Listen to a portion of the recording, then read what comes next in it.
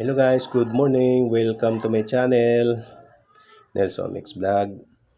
Meron akong dating kasamahan sa trabaho. Tumawag, katatawag pa lang.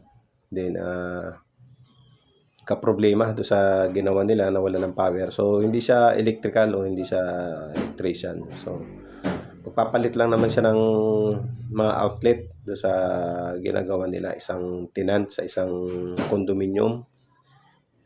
So, yung tumawag siya sa akin kanina na nagka-problema nga. So, binigay ko naman sa kanya yung mga pwedeng gawin, yung troubleshoot. So, mamaya tatawag siya sa akin uli kasi pinapunta ko siya ng maintenance para i-assist siya sa electrical room. So, baka doon nagkaroon ng problema. So, yun guys.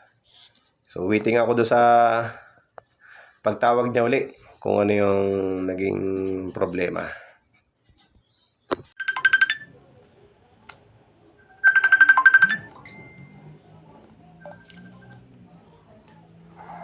Ano nangyari? Okay na doon pala sa breaker nila sa baba, yung power.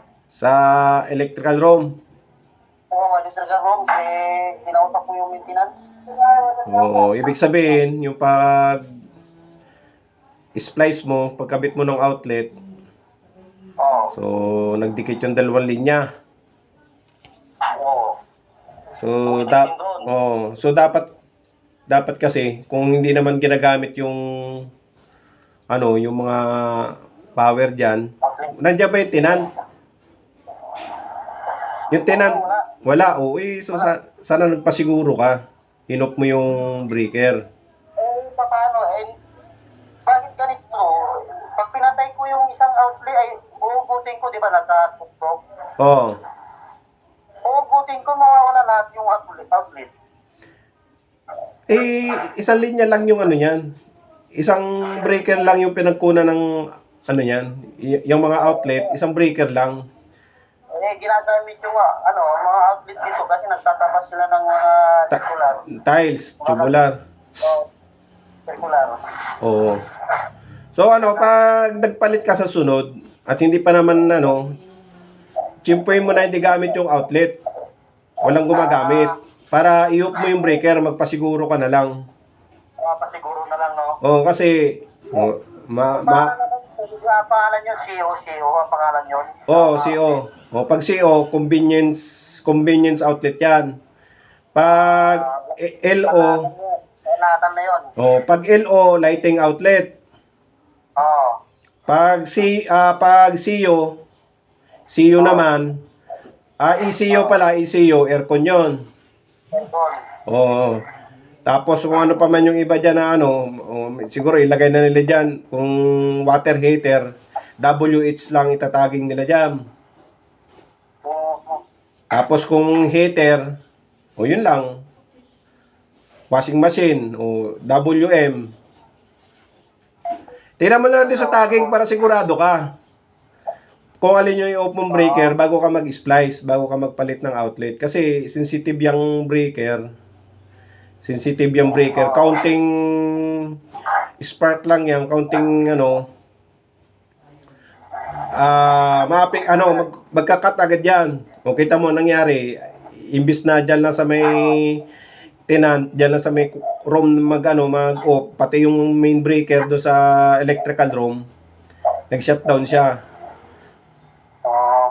Pero yung mga ganyang breaker, maganda yan. Pag nagka-cut off agad siya. Maganda yan.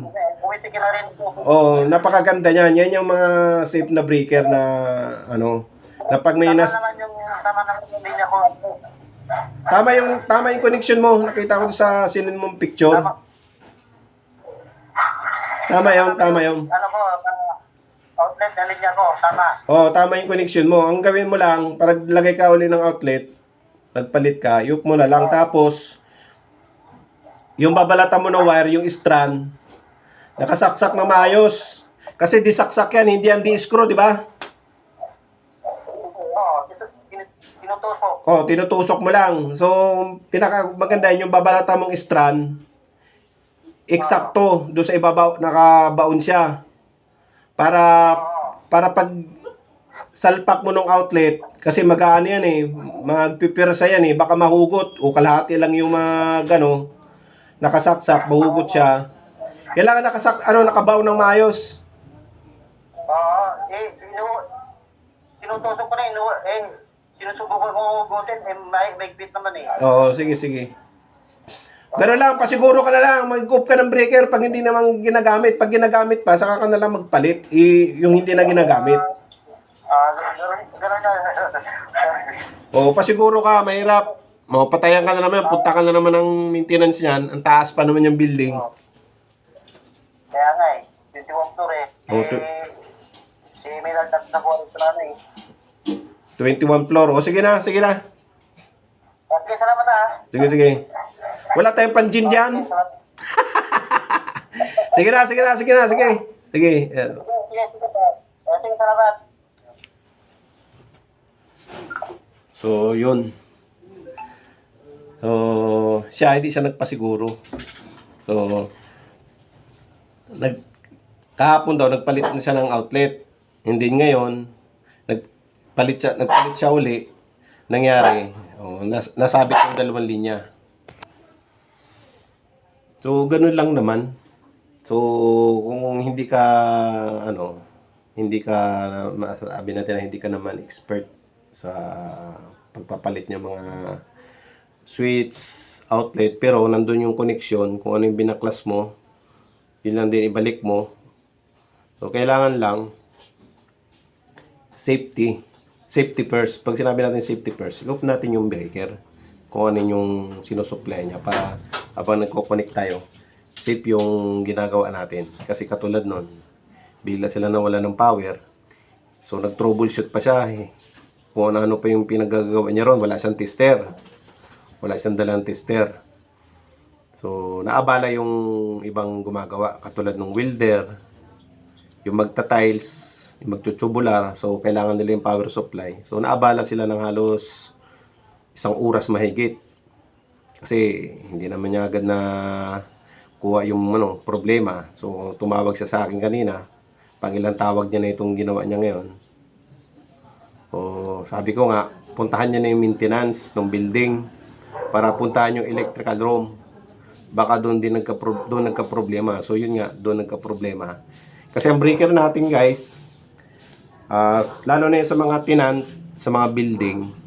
So yung bawat kwarto niya, bawat tenant, may breaker, may panel board. And then yung linya niyan, may pupuntahan pa yan, pupunta doon sa electrical room. Mayroon pa yan doon na main breaker. So yun yung nag-cut, yun yung nag-off.